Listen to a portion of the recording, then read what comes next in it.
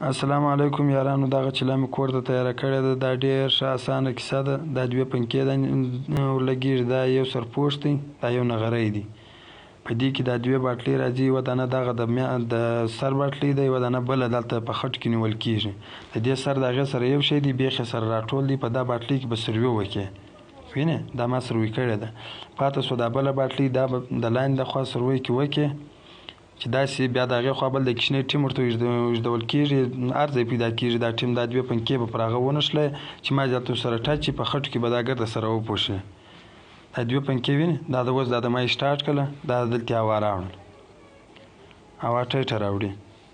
دا اوس ګوره وینې، دا اوس لګي، اوس پنکه یې سټارټ شوله.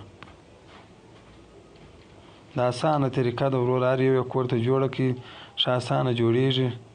دا اوس وینه دا رایسټارټ دی، خاص د ګیس کار کوي، د ګیس ډېر بچت کوي، دا ډېره په کمه خرچه کې هم تمامېږي. دا اوس دا د بنده، دا اوس بیا رایسټارټ شو. دې ته ګوټکا هم ورلوېږي او کویلا هم ورلوېږي. ویډیو در سره لایک کړئ او شیر یې کړئ چې بل مسلمان ورور ته پیدا ورسېږي.